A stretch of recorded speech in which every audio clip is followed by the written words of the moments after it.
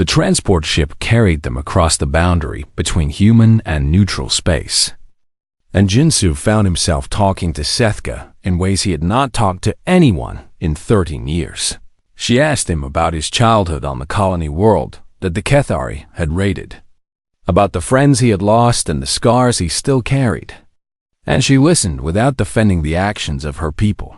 In return, she told him about her sister Nethara, about the young warrior who had loved poetry and hated war and had died protecting her daughter with her last breath. They were two soldiers from opposite sides of a conflict that had consumed millions. Yet in the quiet of that ship, they found something like understanding when they reached Helix 4. Jinsu stood at the viewport and watched the neutral world grow larger. A green and blue sphere that held the child he had saved and not seen in 13 years. The Xenobiological Conservancy was a sprawling complex of gardens and buildings, designed to feel like home for beings of many species. And Kira had lived here since the war ended. They found her in a sunlit courtyard, playing a game with other children of various species, her copper skin gleaming as she ran and laughed. Jinsu stopped at the edge of the courtyard and watched her with tears streaming down his weathered face. Unable to move or speak or do anything but witness the life he had made possible, Sethka stood beside him, her own eyes glistening with moisture that Kethari did not easily show. "She is beautiful," Jinsu whispered. "She is," Sethka agreed. "And she is alive because of you." A caretaker approached Kira and spoke to her quietly, and the child turned to look toward the entrance where two figures stood watching. Her eyes, copper and bright, found Jinsu's face and widened with recognition that should have been impossible after so many years. But she had seen his image, had heard his story, had carried his memory in her heart since she was old enough to understand what he had done for her. She walked toward him slowly, then faster. Then she was running across the courtyard with all four arms outstretched. Jinsu dropped to his knees and caught her as she crashed into him. And he held her against his chest the way he had held her on that battlefield so many years ago. "You are the man who chose me," she said, her voice muffled against his shoulder. "Yes." He managed through the tears that would not stop falling. "Yes, I am." Sethka watched them embrace and felt the last remnants of her hatred for humanity crumble into dust. This was not the act of a species driven by fear and greed. This was something else entirely, something her people had never understood because they had never allowed themselves to look in the days that followed. Jinsu learned everything about the child he had saved. Kira was brilliant and curious and kind, quick to laugh and quicker to forgive. And she approached the universe with a wonder that made even the oldest beings around her smile. She showed him her room and her books and the small garden she tended behind the dormitory. And she asked him 1,000 questions about humans and about the war and about why he had saved her. "Were you not scared?" She asked one evening as they sat together watching the sunset paint the sky in shades of orange and gold. "I was terrified," Jinsu admitted. "I knew what would happen if anyone found out. But I was more scared of leaving you there than I was of anything they could do to me." "That does not make sense," Kira said with the directness of childhood. "No, it does not," he agreed. "But love rarely makes sense, and sometimes we do impossible things for people we have just met because something inside us knows they are worth it." Kira considered this for a long moment, then leaned against his side with a trust that broke his heart and healed it at the same time. Sethka approached them as the last light faded from the sky, and she sat on Jinsu's other side with a formality that had slowly been melting away since their first meeting. "I have been speaking with the elders of my clan," she said, "and I have made a decision that will shock many of my people." Jinsu looked at her with curiosity. "I wish to formally claim Kira as blood kin and take her home to Kethos Prime," Sethka continued. "But I do not want her to lose the man who saved her." She turned to face Jinsu directly, and her copper eyes held something he had never expected to see there. I wish to grant you honorary kinship status within the Varani bloodline, a bond that has never been extended to a human in all of our recorded history. Jinsu stared at her in stunned silence. You would make me family? You already are family, Sethka said simply. You earned that right when you carried my niece through fire and gave up everything to keep her alive.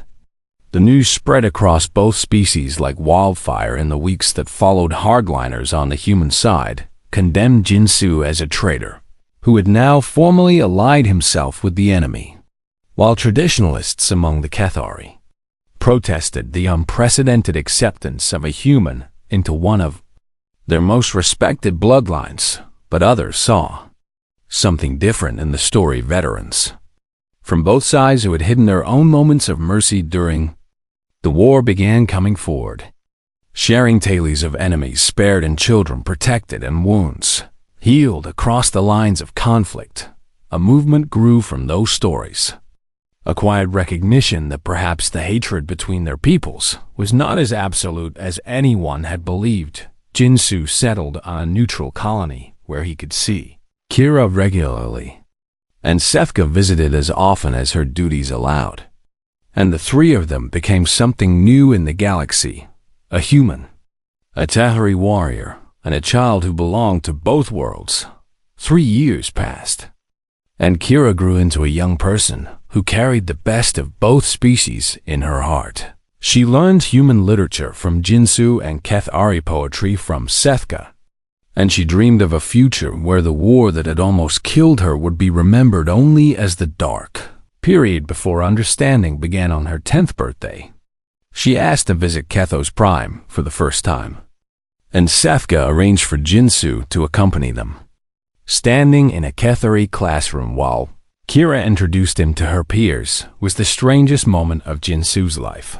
These children were the future of a species that had once been his enemy, and they stared at him with the open curiosity of youth, seeing not a human soldier, but the man their new friend called family.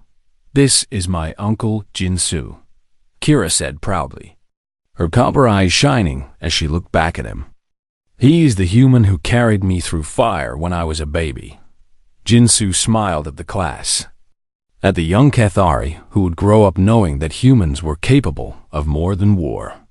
And he felt something he had not felt in many years. He felt hope. Later that night, Sethka stood before the Council of Elders and delivered a message that would be broadcast across both species territories.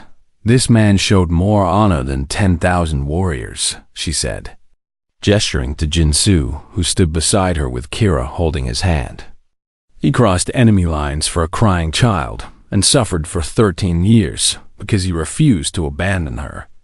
She looked at the assembled leaders and at the recording devices that would carry her words to billions. Perhaps that is what makes humans worth knowing, she continued. They will burn worlds for vengeance, yes, but they will also sacrifice everything for a single life they have decided to protect.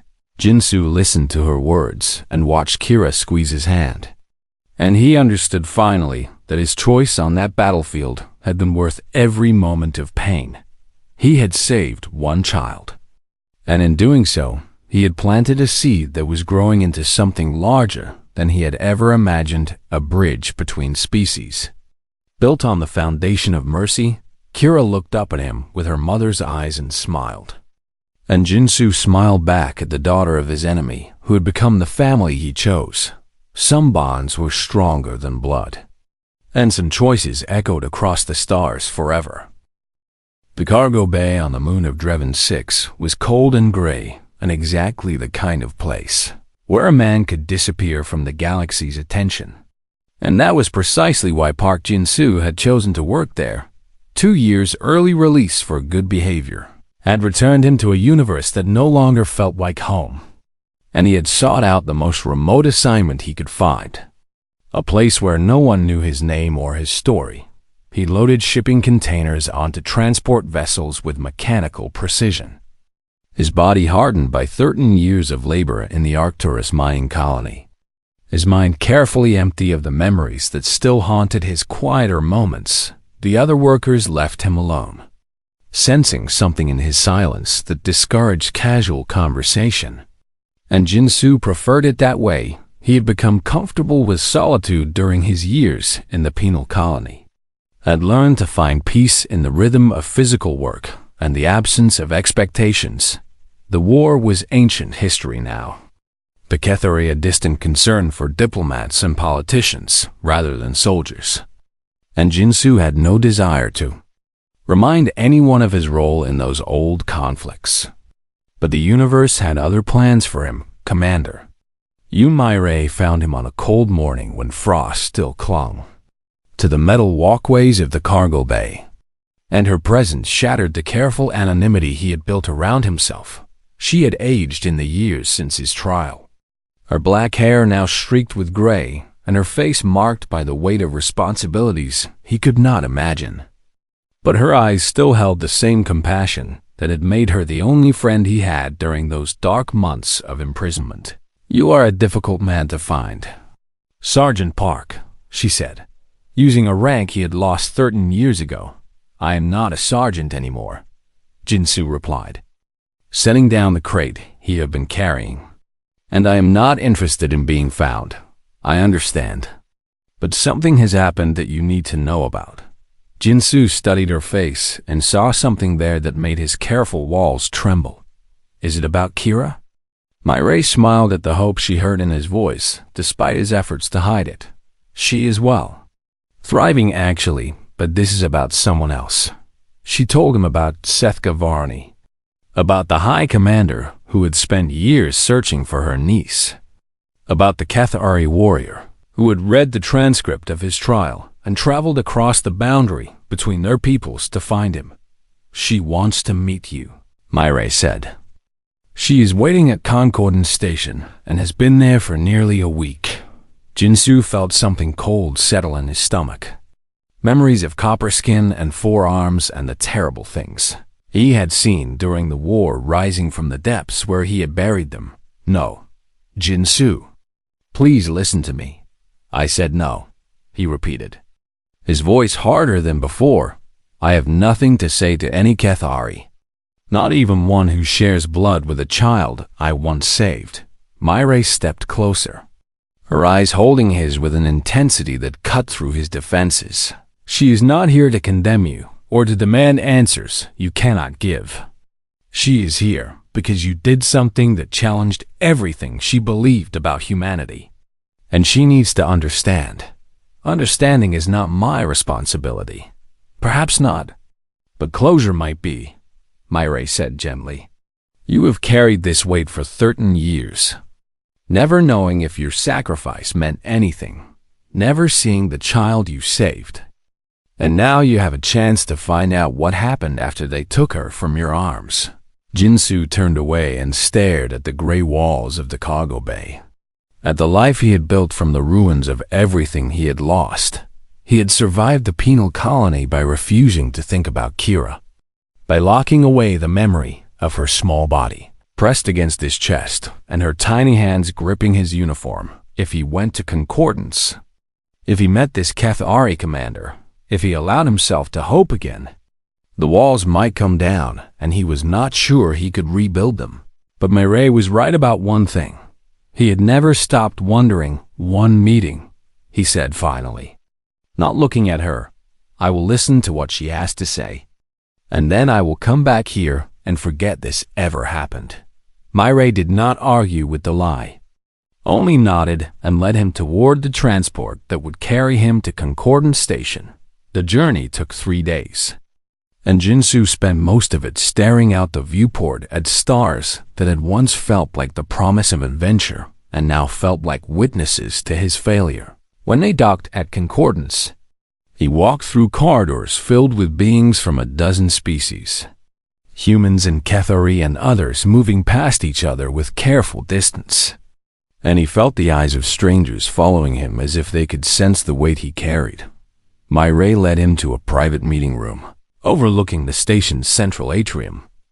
And there he saw her for the first time. Sethka Varani stood nearly 8 feet tall, her copper skin darker than most Kethari he had encountered, her forearms folded across her broad chest in a posture he recognized as defensive rather than threatening. She wore the ceremonial robes of a high commander rather than the battle armor he had seen on so many of her kind. And her eyes found his with an intensity that made him want to look away. Neither of them spoke for a long moment, measuring each other across the divide of species and history and war. Finally, Sethka broke the silence.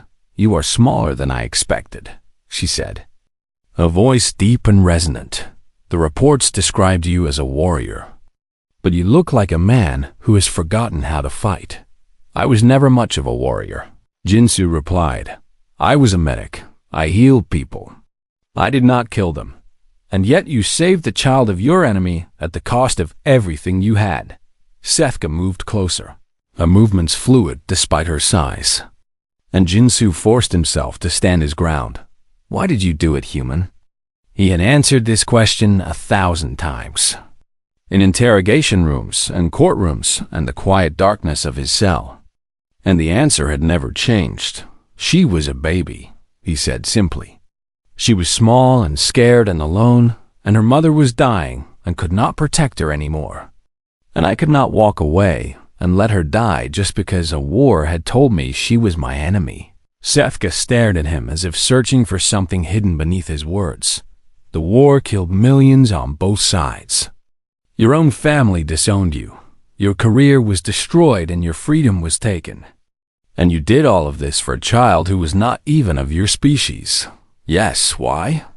Jinsu met her copper eyes and saw genuine confusion there. A creature trying desperately to understand something that did not fit within the boundaries of her world. "Because she was just a baby," he said again. And his voice cracked slightly on the words. The war was between adults who had made choices and taken sides. But she had not made any choices. She had not done anything wrong. And I could not let her die for sins she had never committed. Sethka was silent for a long time, her four hands moving in patterns he could not interpret, her eyes never leaving his face. "You are the strangest creature I have ever encountered," she said finally. "Your people taught us that humans are driven by fear and hatred and the desire to dominate. But you showed more honor than any Cathari warrior I've ever known." She reached into her robes and withdrew a small holographic projector, activating it to show an image that made Jinsu's breath catch in his throat. Kira looked back at him from the projection. 7 years old now and beautiful in a way that transcended species. Her copper eyes bright with intelligence and curiosity. "She knows about you," Sethka said quietly. "She knows the story of the human who carried her to safety. And she calls you the man who chose her." Jinsu stared at the image and felt the walls he had built around his heart begin to crumble. "I would like you to come with me to see her," Sethka continued. "She has asked about you often, and I think she deserves to meet the man who saved her life, for the first time in 13 years. Jinsu allowed himself to hope. "Yes," he said, his voice barely more than a whisper. "I would like that very much." High Commander Sethka Varani stood in the Hall of Ancestors on Kethos Prime with her 4 hands clasped behind her back and her copper eyes fixed on the memorial stone that bore her sister's name. 3 years had passed since. The war with humanity had ended in exhausted stalemate. 3 years of fragile peace and careful diplomacy and the slow work of rebuilding what both sides had destroyed. But for Sethka, those 3 years had been consumed by a single question that burned in her heart like an unquenchable flame. Where was her sister's daughter? Nethara had died on Vera 3 during the final human offensive. Her body recovered from the ruins of an outpost that had fallen to enemy forces, and no trace of the infant she had been protecting was ever found. The official reports assumed the child had perished in the battle. Another small casualty in a war that had claimed millions on both sides. But Sethka refused to accept that conclusion. She had spent years gathering intelligence from every source she could find. calling in favors earned across decades of military service, building a network of information that stretched across the fractured boundary between Cathari and human space. And now, finally, she had found the truth. The datapad in her quarters contained declassified human military records that she had obtained through channels she would never reveal. And among those records was a court-martial file that had changed everything she thought she knew about humanity. Sergeant Park Jin-soo, a human medic with a personal history of loss at Cathari hands, had found her niece in the ruins of that outpost and had carried her to safety. He had not killed her, had not left her to die, had not turned her over to be executed as an enemy combatant. He had saved her, and his own people had punished him for it.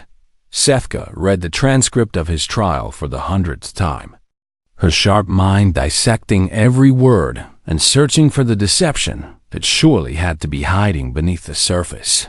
But there was no deception, only the simple truth of a man who had chosen mercy when hatred would have been easier. She was a baby, he had said when asked why he had done it. She had not done anything. The words echoed in Sethka's mind as she walked through the corridors of the military complex that had been her home for most of her life. Cathari doctrine was clear about enemies, especially human enemies, and it left no room for the kind of compassion this man had shown. Humans were brutal survivors, the doctrine said, creatures driven by fear and greed who destroyed anything they could not control. Yet here was a human who had given up his freedom, his family, his entire future. For a Cathari child, he had never met Sethka, reached her command chamber, and activated the holographic display that filled the room with images and data she had collected over years of searching. Park Jin-soo's face looked back at her from a military identification file. A young man with tired eyes and a gentle expression that seemed wrong for a soldier. His service record showed no signs of sympathy for the Cathari, no evidence of espionage or corruption.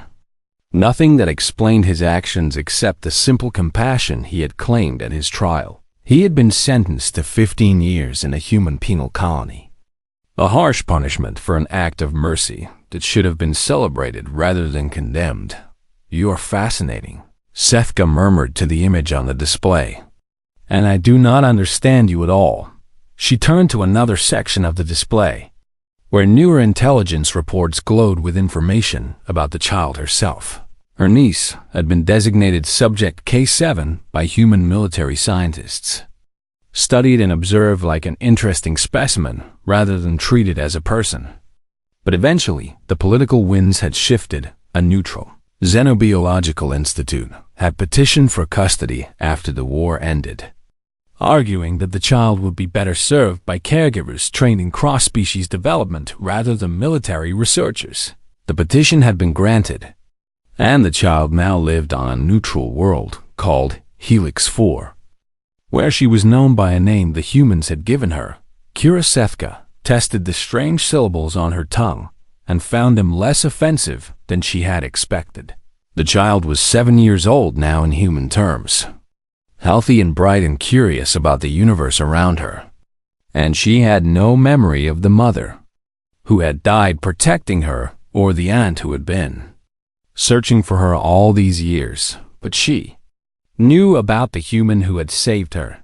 That detail had come from the most recent intelligence report, and it struck Sethka like a physical blow. Kira knew his name and his story, knew that a human soldier had carried her through fire and lost everything because he refused to let her die. She called him the man who chose me, and she asked about him often. Sethka stood in the glow of the holographic display and felt something shift in the foundations of her understanding, a crack forming in beliefs she had held since childhood. The war was over, but the hatred was supposed to remain, a constant reminder of everything the humans had done and everything they were capable of doing. Yet here was a human who had suffered for a Cathari child, and here was that child, growing up with his story in her heart. And Sefka could not reconcile these truths with the enemy she had been taught to despise. She needed to understand. Needed to look into the eyes of the man who had saved her bloodline and ask him the questions that haunted her sleepless nights. Was his compassion real? Or was it some kind of human trick she could not perceive? Did he regret his choice now that he had paid such a terrible price for it? And most importantly, what did it mean for everything the Cathari believed about humanity if even one human could show such selfless courage for an enemy's child? Sefka made her decision in the quiet of her command chamber. With her sister's memorial stone waiting in the Hall of Ancestors and her niece, living among strangers on a distant world, she would find Park Jin-soo, wherever he was, and she would ask him why. She activated her communications console and began composing a formal request for passage to human space. The first step on a journey that might change everything. I am coming to find you, she said to the image on the display, to the tired eyes of a man who had chosen mercy in the midst of war. And you will tell me why you did what you did. The request was sent. And Sefka Vani, High Commander of the Cathari forces, began preparing for a mission more personal than any she had ever undertaken. She would cross the boundaries between worlds to find a human who had saved her blood. And she would not rest until she understood the heart that had made such a choice possible. The stars waited beyond her window, and somewhere among them was a man in a penal colony who had no idea that his act of mercy had set forces in motion that would bring two species closer than they had ever been. Sefka looked at his face one more time before closing the display, and she wondered what she would see when she finally met him. She hoped she would find the truth, even if that truth shattered everything she thought she knew. 6 months had passed since Jin-soo's arrest, and each day in the detention facility on Bastion 7 had carved new lines into his face and new scars across his spirit. Interrogators came every few days with their questions and their suspicions, convinced that no human would save a Cathari child without some darker motive hiding beneath the surface of his actions. They wanted him to confess to being a spy, to admit that the enemy had turned him somehow, to give them a reason that made sense within the framework of war and hatred. They understood Jin-soo told them the truth again and again, but the truth was too simple for them to accept. She was a baby, he said for the 100th time as another interrogator leaned across the metal table between them. Her mother was dying and she was alone, and I could not leave her there to die. The Cathari killed your neighbors when you were 12 years old, the interrogator said, sliding a photograph across the table that showed a burned colony dome and bodies scattered across scorched ground. They killed children younger than that infant you saved. And you expect us to believe you just forgot all of that? I never forgot, Jin-soo said quietly, and his voice held a weight that made the interrogator pause. I remember every face and every name, and I carry them with me every day of my life. Then why save one of them? Jin-soo looked at the photograph and felt the old grief rising in his chest. The memories of running through smoke while his mother screamed for him to keep going. The sight of his best friend lying still beneath the red sky of a burning world, because she had not done any of those things. He said finally, she was not the soldier who killed my neighbors or burned my home. She was just a baby who had done nothing wrong. The interrogator shook his head with disgust and called for the guards to take him back to his cell. And Jin-soo walked the familiar corridor with hands bound behind his back. They passed a window that looked out into space. And Jin-soo caught his reflection in the glass and barely recognized the man who stared back at him. He had lost weight. His hair had grown long and unkempt, and bruises from the less patient interrogators marked his face like a map of suffering. But his eyes still held the same conviction that had made him reach for that crying child in the ruins. And no amount of pain could beat that out of him back in his cell. He found a small package waiting on his narrow cot, and his heart quickened when he recognized the handwriting on the attached note. Lieutenant Yoon Mei Ray had been a voice of reason. Since his arrest, one of the few officers who did not look at him with hatred or contempt. And she had risked her own career to bring him news of the child. He opened the package with trembling hands and found a data chip inside. And when he activated it on the small screen built into his cell wall, his eyes filled with tears.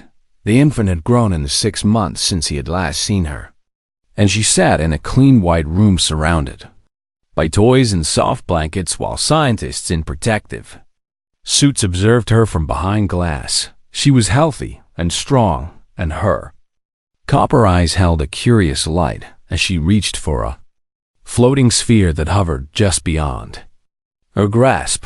A voice he recognized as Lieutenant Yoon spoke quietly from the recording. They are calling her Subject K7 in the official reports. But one of the caretakers started calling her Kira because she needed a name, and the others have started using it too. Even the scientists who pretend they do not care about her. Jin-Soo watched. Kira grabbed the sphere and held it up with a triumphant chirp. And he laughed through his tears. She is doing well, Sergeant Park, the voice continued. She is learning to walk, and she knows about a dozen words in standard human language. And she looks for kindness in every face she sees. The recording ended, and Jin-Soo sat in the darkness of his cell with the blank screen glowing before him. She was alive and thriving despite everything. And somehow that knowledge made all of this bearable. The next morning, military police came for him with documents that bore the seal of high command. And Jin-Soo was marched into a conference room where a deal was laid before him like a poisoned gift. Testify that you acted under duress, the prosecutor said. A thin man with cold eyes who spoke in the clipped tones of someone who had never seen combat. Say the stress of battle broke something in your mind and you were not thinking clearly. And what happens to Kira? The prosecutor frowned at the use of the name but continued without comment. The specimen will remain in custody for ongoing study. But your testimony could help shape how that study proceeds. You want me to lie and call myself broken, so you can use me as an example of what war does to soldiers. And in exchange, you might treat her slightly better than an animal, Jin-Soo said. And his voice held an edge that made the guard step closer. That is not a deal. The alternative is 15 years in a penal labor colony, the prosecutor said flatly. Jin-Soo thought about the child on the recording, about her curious eyes and the way she had reached for that floating sphere with such determination. I will not say I was broken, he said, because I was not broken when I saved her, and I am not broken now. The prosecutor gathered his documents with an expression of disgust and walked out without another word. And Jin-Soo knew he had sealed his fate in the days that followed. Word of his case spread through human forces like wildfire, and the messages that reached his cell grew darker with each passing hour. Soldiers who had lost friends to the Kethari sent threats carved in anger, promises of violence that would find him wherever he was sent, declarations that he was a traitor to his species who deserved worse than any punishment the military could give his own family. Sent a single message that cut deeper than any threat.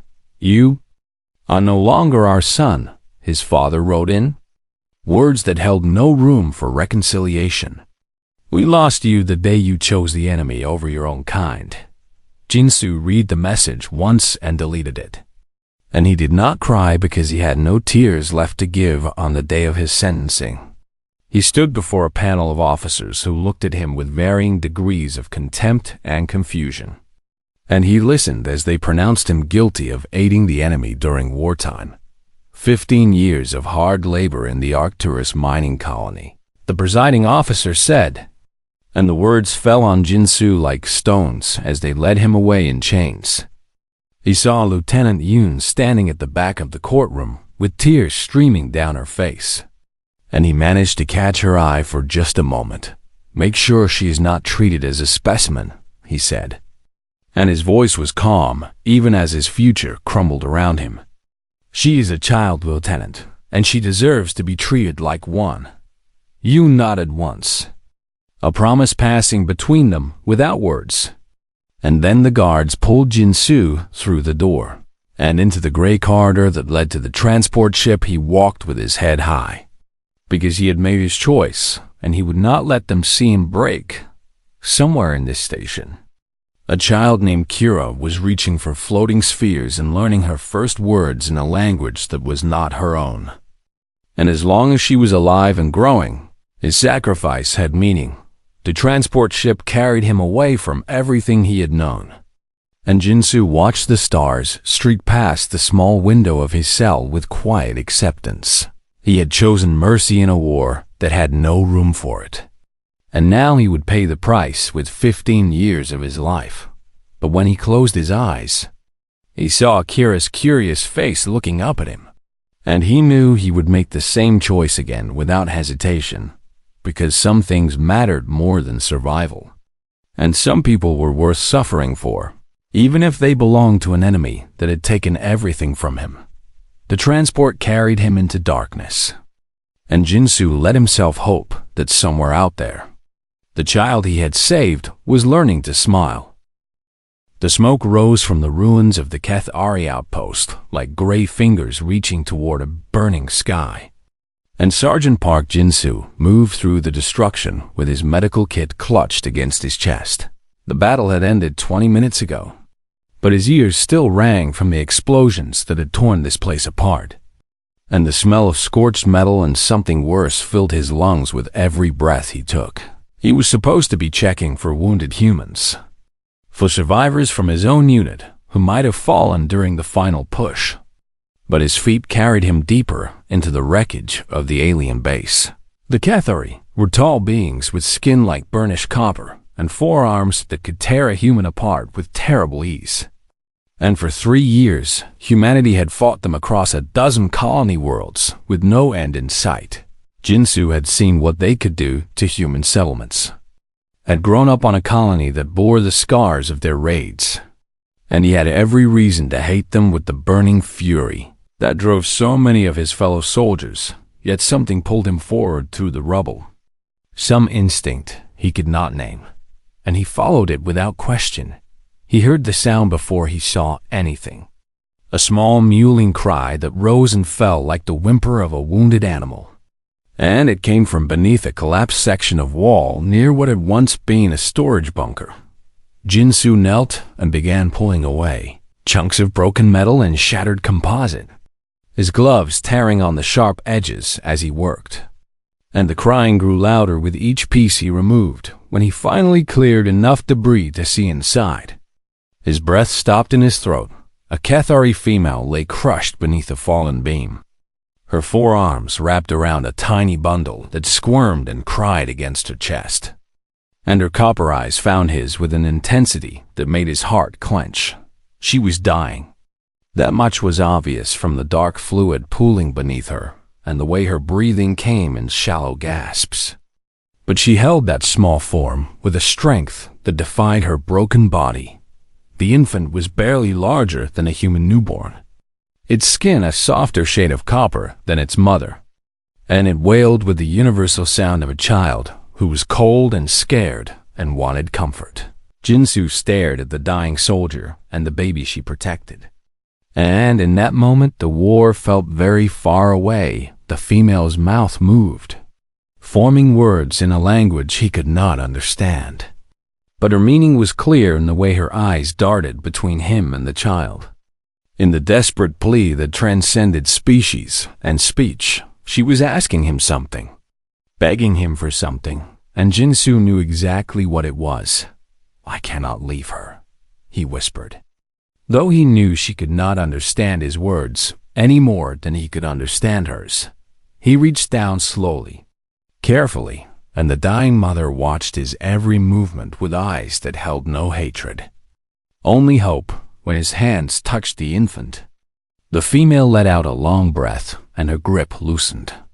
And Jinsu lifted the tiny Kethari child into his arms. She weighed almost nothing, this small enemy, and she stopped crying the moment he held her against the warmth of his chest. The mother watched him cradle her daughter, and something like peace settled over her copper features. And then her eyes closed and did not open again. Jinsu stood there for a long moment, holding a dead enemy's child, while the smoke swirled around him and the distant sounds of human soldiers celebrating their victory echoed through the ruins. He should put her down and walk away. He knew that because taking her back would mean questions he could not answer and consequences he could not escape. But when he looked at her small face, at her tiny hands with their 4 delicate fingers, he saw only a baby who had just lost her mother.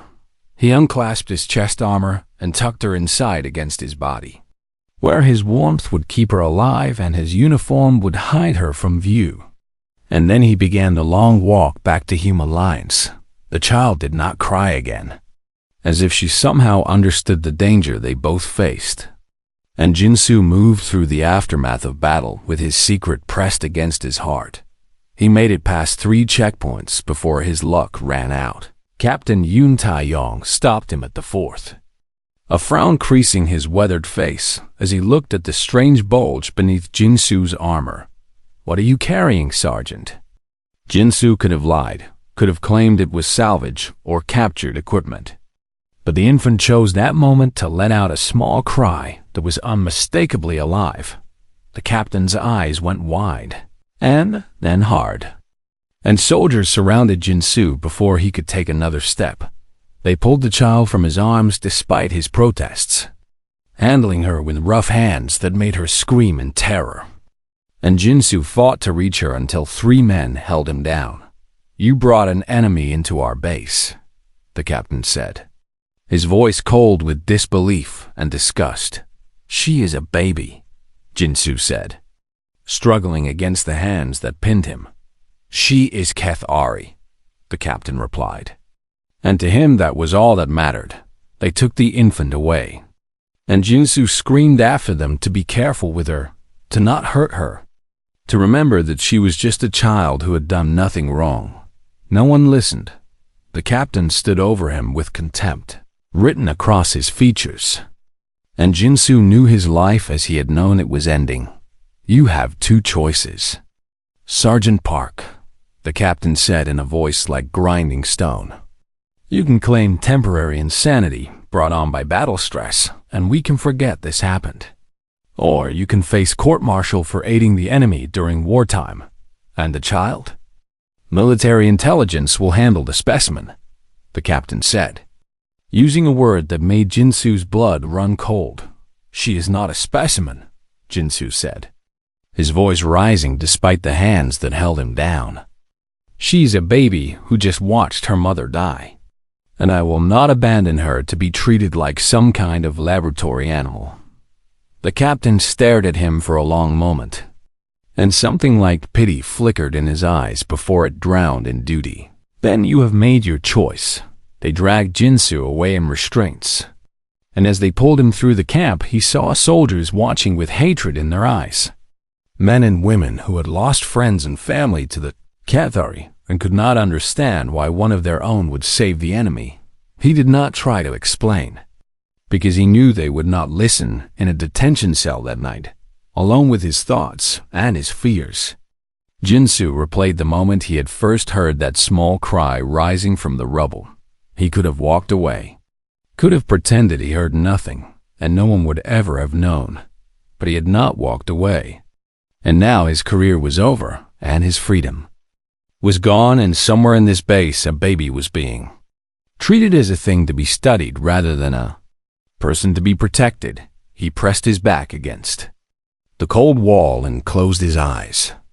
And he wondered if the child was warm, if she was being fed, if anyone was holding her while she cried for a mother who would never come.